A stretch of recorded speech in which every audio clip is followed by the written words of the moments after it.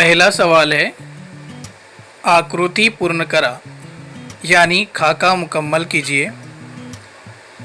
Box में लिखा हुआ है, कवीने खालील शब्दांचे वर्णन करण्यासाठी वापरलेले शब्द।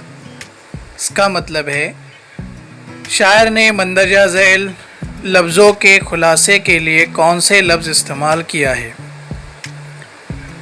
पहला है झरे, उसका जवाब है खड़खड़नारे।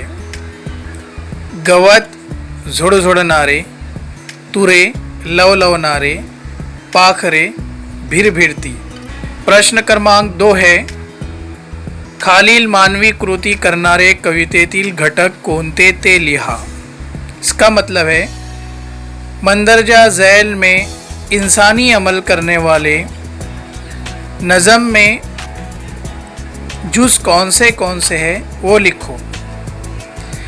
पहले लिखा हुआ है मानवी कृति यानी इंसानी अमल, और दूसरा कॉलम है कृति करणारे कवितेतील घटक यानी इंसानी अमल करने वाले जुज़। पहला है सुखात नहाने यानी खुशी से नहाने वाले। कौन नहाते हैं? पाने फूले। भिजने यानी भीगना, डोंगर। उड्या मारने, निर्झर। बागडणे, ऊन। प्रश्न क्रमांक 3 है, कवितेतील खालील ओळींचा तुम्हाला कळलेला अर्थ लिहा। मंदरजा झैल लाइन का आपने क्या मतलब समझा है वो लिखो।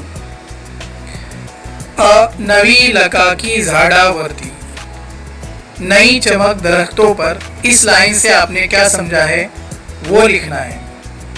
उपरोक्त ओळीने आम्हाला समजलेला अर्थ असे आहे की पावसामध्ये झाडावर पाणी येतो, जणू झाडे आंघोळ करतात, त्यामुळे ती स्वच्छ होतात।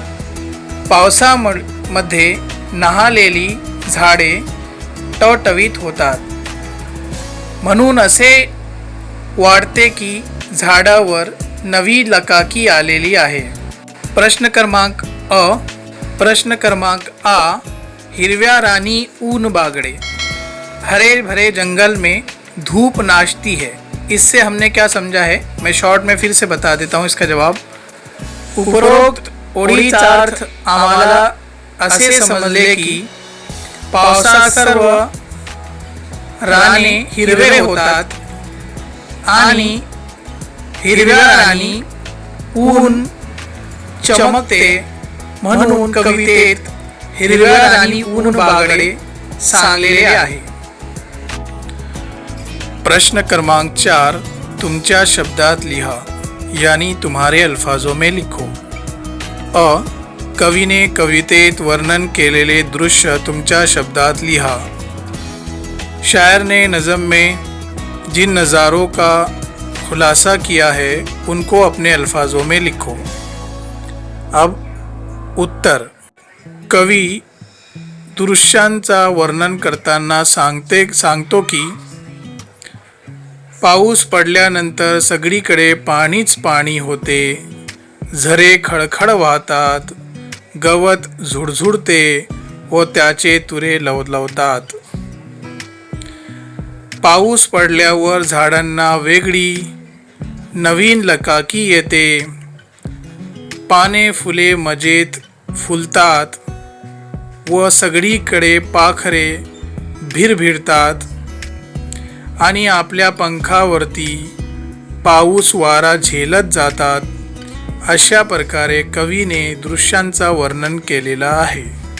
प्रश्न क्रमांक आ, जिकडे तिकडे पाणीच पाणी अशी कल्पना करा वो लिहा। जिधर उधर पानी ही पानी ऐसा तस्वूर करो और लिखो।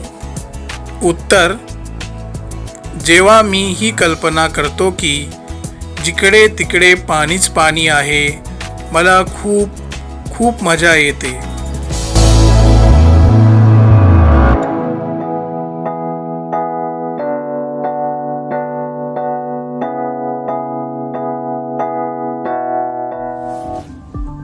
Visit for more information.